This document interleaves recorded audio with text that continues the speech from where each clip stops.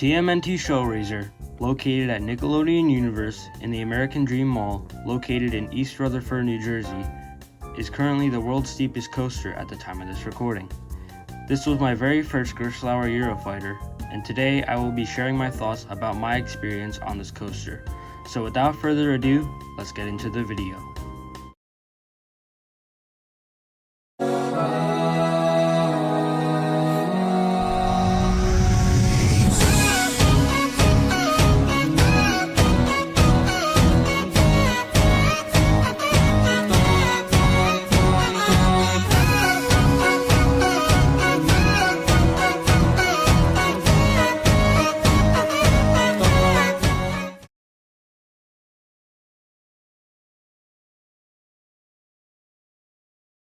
So first, let's look at the stats. According to RCDB, TMNT Shellraiser has a track length of 3,280.8 feet, a maximum height of 141 feet, and a top speed of 62.1 miles per hour. And don't forget the world's steepest drop at 121.5 degrees. As you can see, it has really good stats. But now let's look at the layout. To start the ride, you turn out of the station and dip into another turn, which leads into the first inversion, a heartline roll. After that, you turn into a set of trim brakes and dip into the launch, where you reach that top speed of 62.1 miles per hour in only 2 seconds. It doesn't sound like much of a launch, but the acceleration actually feels pretty forceful. This launch leads into a massive corkscrew, followed by a banana roll, which is only the third of its kind. This is followed by another massive corkscrew into a brake run, followed by a sharp right-hand turn. This turn leads into the massive 141-foot tall vertical lift. You crest the lift and stop at the top for a few seconds on the holding brake, giving you a great view of the New York skyline.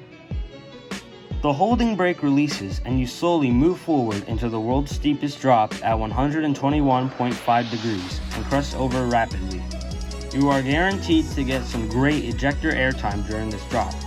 After the drop, the train maneuvers into a dive loop followed by an inverted top hat. After this inverted top hat, the train goes right into an Immelman followed by the brakes. This is how you know this ride is about the inversions and its 121.5 degree drop. Now, my experience on this coaster was overall pretty good, but there are a few things that I think they need to fix. There were a few potholes in some locations. The prime example of this was at the bottom of the drop.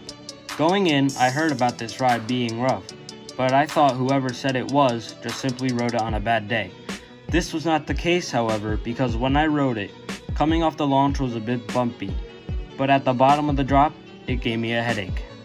It felt like when I first rode a Rip Ride Rocket, before I learned how to make the ride not feel rough. I got 2 rides, one in the front and one in the back. The strangest part was that it was rougher in the front and smoother in the back, because on most coasters, the back is rougher than the front. I don't know what it is, maybe it's from construction, but who knows. Apart from that, the ride was amazing. It was intense and has some of the best ejector airtime I've ever experienced. That drop felt like the rolling thunder hill on El Toro, but it wasn't quite on that level.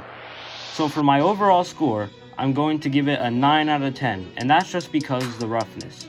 If it were slightly smoother, I would give it a 10. But let me know your thoughts on this coaster in the comments below. And as always, keep on riding.